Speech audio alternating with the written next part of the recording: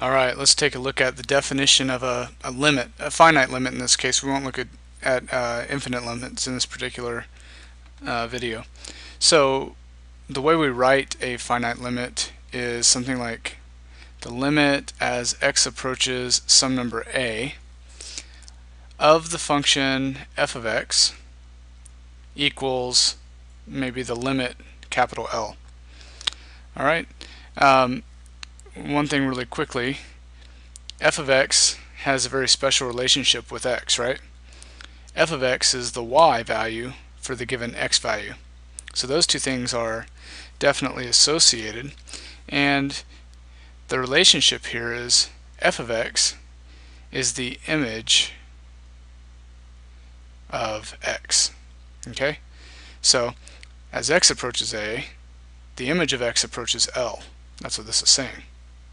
And we'll try to say this as many different ways as possible because you know, a lot of times the notation and things get in the way, so we'll see how we do here.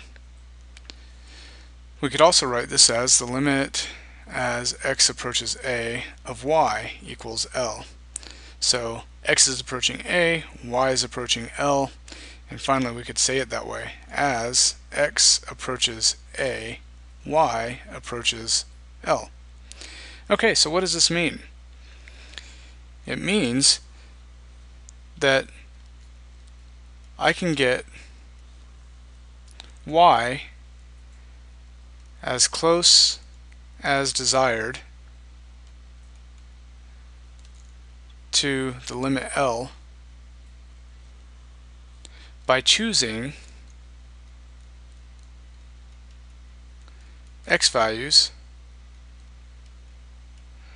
sufficiently close to a. So I can get the image of x close to the limit by choosing x as close as needed to a. Alright, so let's take a look at a picture of this. So here's a picture of some function, and notice that I didn't draw all of the function. This function may continue left to right forever. As soon as I say x is close to a, then it doesn't matter what it looks like even very far away from a at all. So I just have to look at a nearby neighborhood of a. Okay, so that's why the rest of this is unimportant at this point. So the idea is, now if you give me any delta neighborhood, sorry, epsilon neighborhood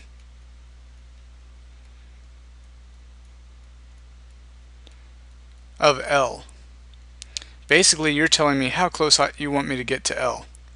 And the point of this is saying, give me any epsilon neighborhood. Make me get as close to L as you want. The way that translates in this picture is, okay, fine.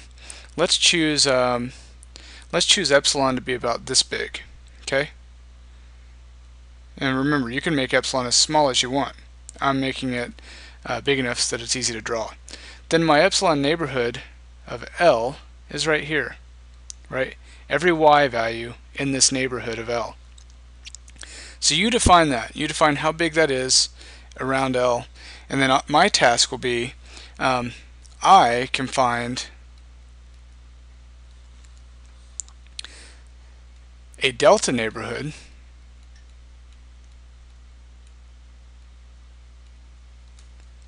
of A, and for notation, and so I don't have to keep writing delta neighborhood of A, I'll just write delta of A. Okay, it's the neighborhood surrounding A that's has basically a radius of delta. So I can find a delta neighborhood of A such that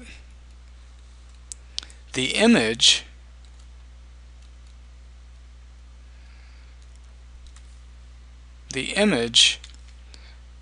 of that neighborhood, delta of A, is contained in the epsilon neighborhood of L. Okay, boy, that was a lot to say, right? But it's really not that hard. What I need to do now is say, okay, let's take a look at the x values that give me this epsilon neighborhood, right? Which is pretty easy to do. to get this y value, this image, I would trace this function back, and I could see that this x value here gives me that y value there. Similarly, this y value comes from this x value.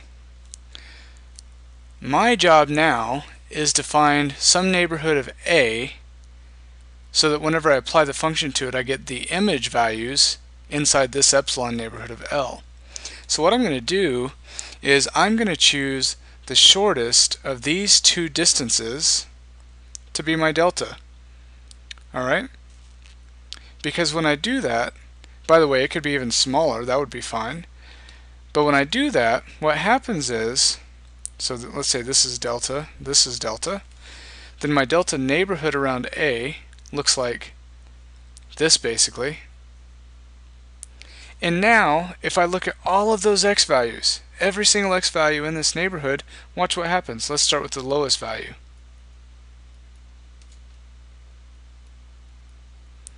Then its image starts here. And the image of this side of the neighborhood traces up this way, of course.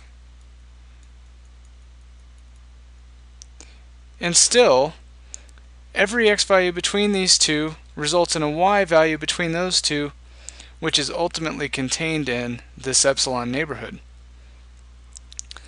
So the image of these x values, which we can call the delta neighborhood of A, the image of all those x values is a subset, or is contained in the defined, remember you defined this, the epsilon neighborhood of L.